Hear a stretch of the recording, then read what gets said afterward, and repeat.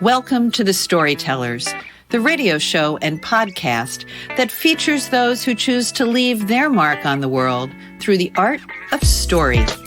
I'm your host, Grace Sammon. I look forward to our time together today. Now, let's meet our storyteller. Barbara Conrey is the USA Today Bestseller for her debut novel, Nowhere Near Goodbye. Now she's just released her sophomore novel, My Secret to Keep.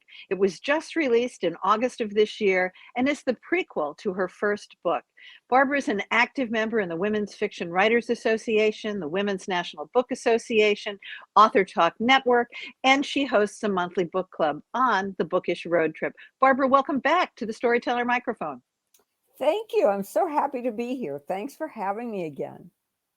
You know, you're only the second guest that I've ever had back on the show, which is, it's both a tribute to you because you're such a great guest, but it also means you're a prolific writer. So you've already come out with another book within the year that we've had the Storytellers on the air. I have not been shy in my reviews about saying your book, Nowhere Near Goodbye, and your most recent book, My Secret to Keep, were my most anticipated books. And My Secret to Keep did not disappoint. Tell our listeners about your new book. Thank you. My Secret to Keep is a prequel to Nowhere Near Goodbye. It came about through sheer desperation. Really, when I was editing for my publisher, my first book, Nowhere Near Goodbye, my editor was originally a two-person point of view, and my editor said, this one point of view has to go. It has to be a single point of view, which cut out 50% of the book. And 50%? 50%. And I was like, what am I going to do? I agreed with what she said. She made sense. She laid out her case. She said, it's up to you, but this is what I'm recommending. I said, okay, but I'm not sure how I'm going to do it. And she said, well, let's talk about it. And we did. And she said, do you have a secondary character that you could maybe give some of this character's conversations, everything? Could you just maybe just hand it off to this other character? I said, well, maybe. And so I looked through the manuscript and I said, well, I have this one character who literally had maybe 2 lines. And even though, and it was Miss Maggie, and even though Miss Maggie originally had this very, very, very brief entrance into Nowhere Near Goodbye, I had this feeling about her. I just kind of loved her. She was this little old Italian lady, you know, reminds you of who knows. Who could that be, right? So, no idea. And so the one line that she was in, it was when my main character Emma was a little girl, and Emma's talking to her mother, and she says, what is the connection with Anne and Miss Maggie? I don't understand. Are they best friends? What are they to each other? And her mother, not knowing what to say to this 9-year-old little girl, said, it's complicated.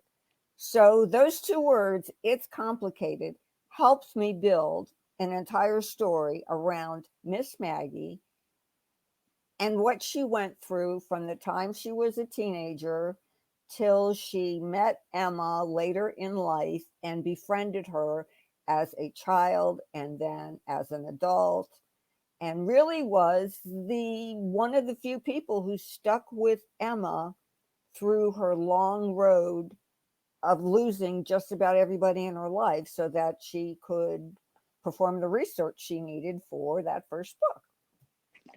Both books are so powerful, but they also stand beautifully alone. Was that difficult to accomplish? Oh, it was horrible. I would never suggest doing a prequel once the other book is already written. Although I think I know one other author who has done it, but you really had to make sure that you had your timelines right, because you couldn't go and change anything and nowhere near goodbye. It was already on the shelves. So I had to keep going back and forth and making sure that I could back Miss Maggie into the story and then meld them together where they met so that it could then move forward. So yeah, it was not one of my brighter moves, but it turned out well. Well, it turned out very well. I want to go back to a little bit about the 50% rewrite. How was that? I'm sure it was daunting, but how did you persevere through that? I walked around the house saying, I can't do this. I can't do this. I just cannot do this. I literally was beside myself. I was terrified.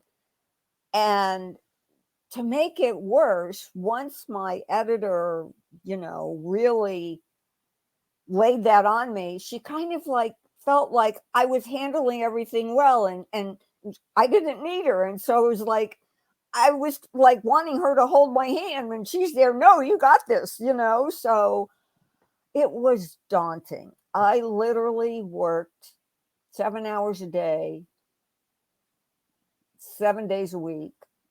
I just didn't think for the longest time that I would be able to get it done, but I did.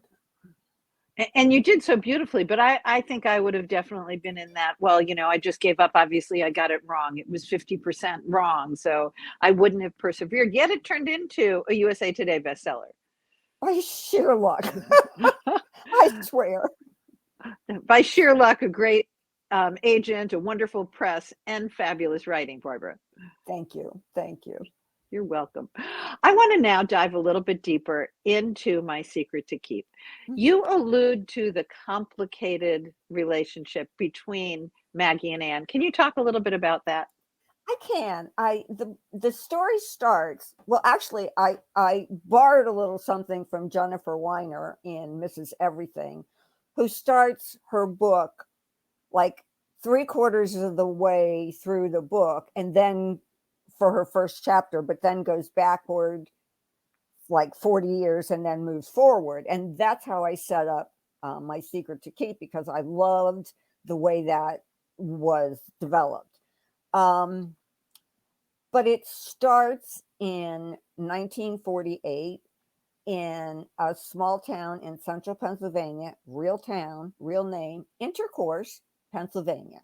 I have driven through Intercourse. Yes, which is literally rural. It is very small-minded. It is very religious.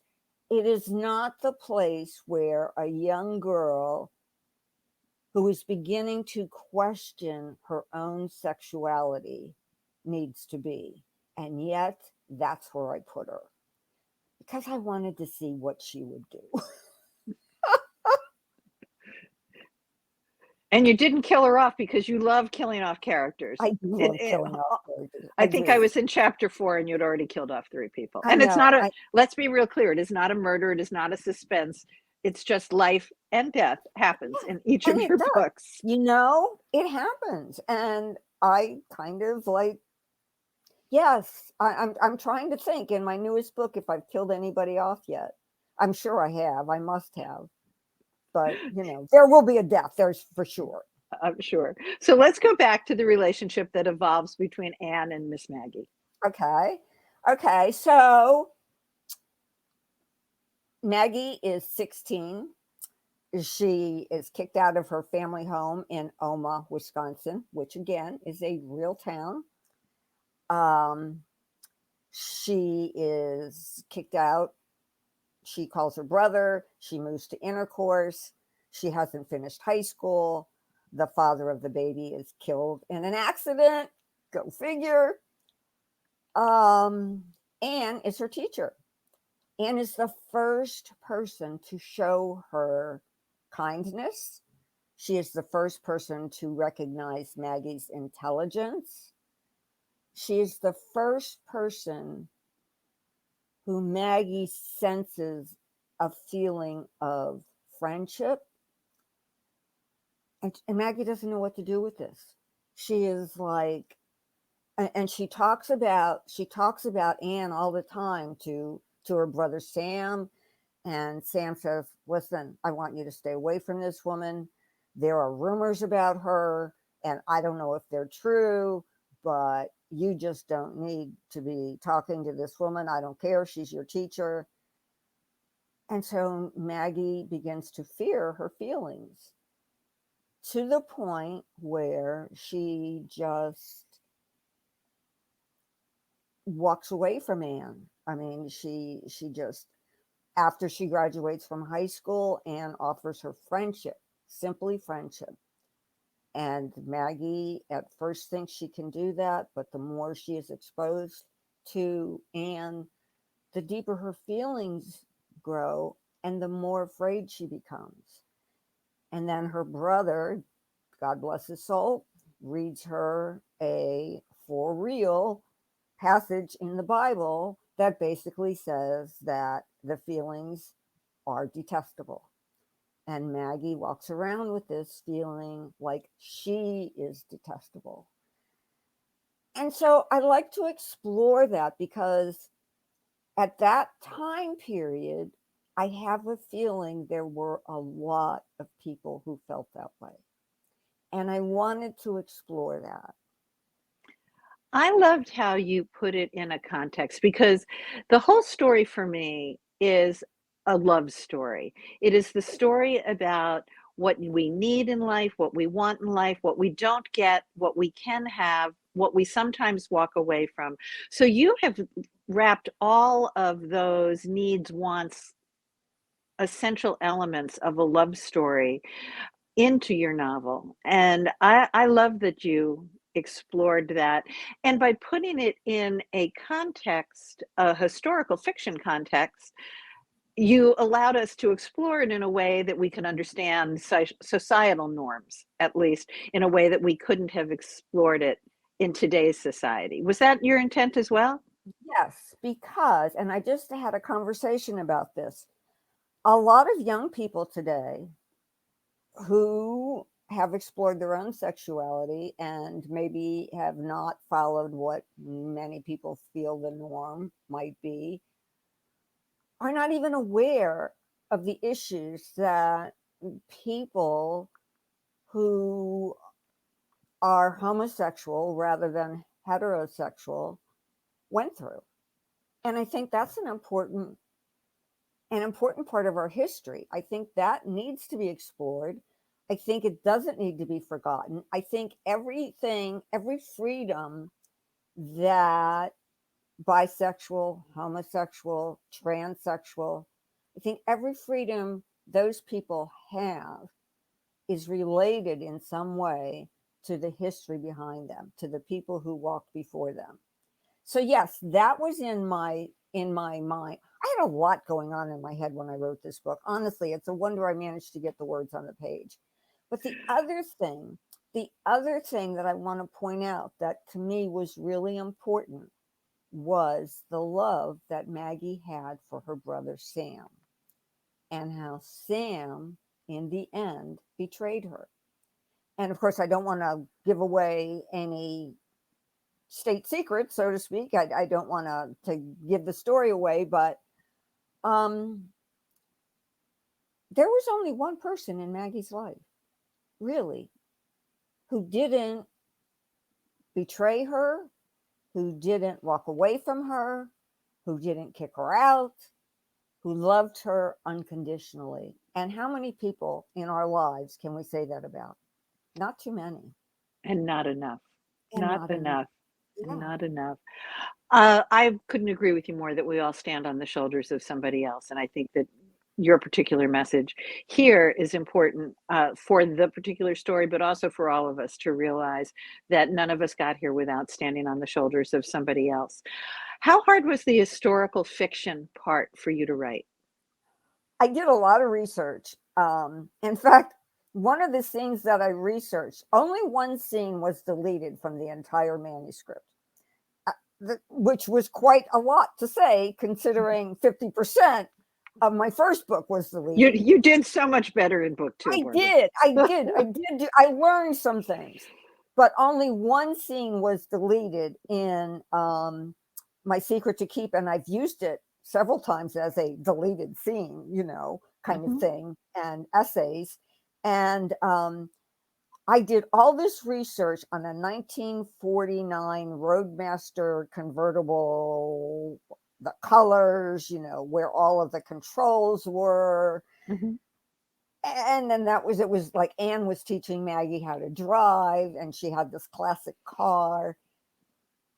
And that was the thing. And it was like one of my biggest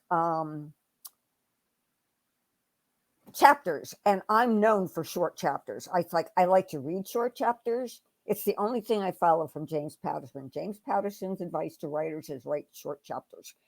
Well, I'm not necessarily a James Patterson fan. I have been, but I like that advice. And I like to read short chapters, so I write short chapters. This was a long mother of a chapter. And it got deleted. And I was like, okay, yeah, I see. It didn't really move the story forward. I thought it kind of like increased the relationship between the two of them. It was kind of like a trust thing. Maggie was terrified, and Anne convinced her there was nothing to be afraid of. But the bottom line was, and I managed to, with my editor's advice, I managed to take bits and pieces of that chapter and sprinkle them throughout the book. And it was like things like Miss Maggie would only drive if it was sunny out, if there were only 3 turns to be made, and if she knew exactly where she was going. And so I used that in several different places. I got my point across. Miss Maggie was never comfortable driving. Guess who else isn't comfortable driving? Yes. So I know, right? I love when there's a little bit of the author in every piece. So the Absolutely. historical pieces still came through for you, but you had to edit and work around them. One of the things I have learned from you in interviews is you absolutely adore the editorial process. I do. I do so much better than the blank page. It's like, give me a story and I will edit that sucker. It's like, I really like that. Yes. A blank page, honestly, when I sit down to write like my very first chapter for a very new book, I just start typing. It's like, I don't care what it is. I just start typing because I know I'm going to take care of it. And it's like, just so I can get some ideas out there. But once I have the rough draft, I'm in heaven, because then I know I've got a story. I just have to make it beautiful. And to me, that's the best part. I know there are authors who like it the other way around. There are authors who can write beautiful first drafts. I'm not one of them. I write down and dirty first drafts, but then I get the chance. It's like, think about this. It's like having a second chance and a third chance, and however many chances you need. That's what you get when you're writing a book. Well, I love that. I think it's a real inspiration to other authors. So you have these 2 books out. I'm certainly wishing My Secret to Keep incredible success. But I also know that you gave advice when I had the privilege of interviewing you before, that you should always be writing your next book. So something tells me you're probably already got another book close to being done. Well, it's not close to being done. I'm on my second draft. I've got like 62,000 words, because I took the first draft as far as I could, knowing that when I went back with the second draft, I'd figure out the ending, because I'm still a little iffy on the ending. But yes, it's coming along nicely. I'm really excited about it. It is super different. In fact, I was just talking about this with an author friend. It is super different than my 2 books that are out, and I've got some great expectations for it. Great Expectations. That was also a good book. What I don't have is a title. I don't have a title for this book. I'd say Great Expectations, but that was already chosen. Yeah, that was already taken. Yeah. Barbara, believe it or not, we are almost out of time yet again. Our time together always goes so quickly. Yeah, it does. Let's just touch real quickly on Women's Fiction Writers Association. What's your role there? I have several. I just picked up a new one.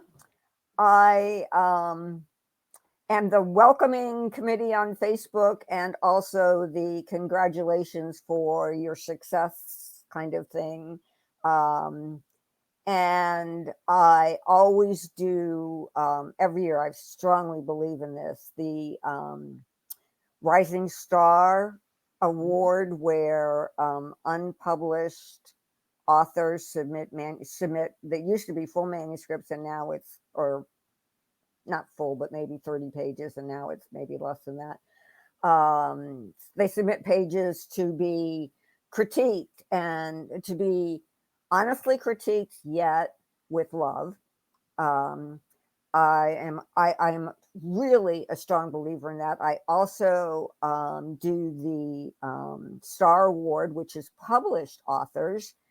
And I'm so proud to say that the last couple of years, my choice is who won. I mean, it's like which is not just my choice. It goes through several rounds of judges, but I'm in the first round judging, kind of like weeding out the, what's not going to make it. And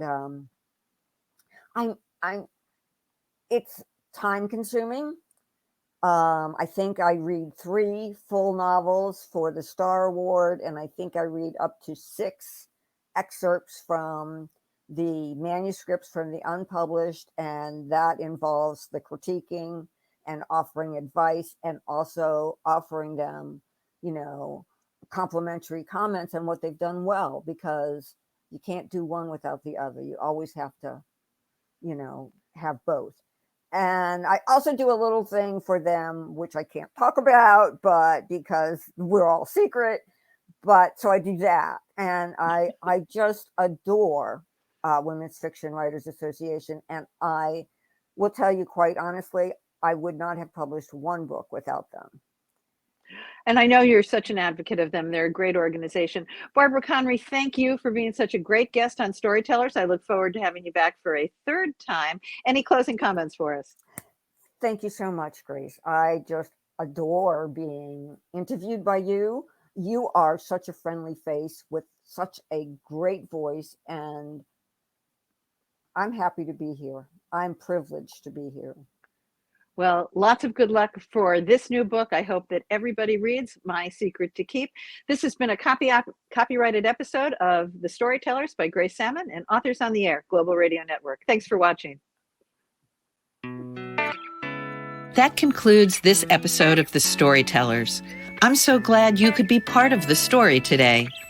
I hope you share the stories, tell your own, and come back for another episode, because when our stories are told, everything changes. I'm Grace Sammon.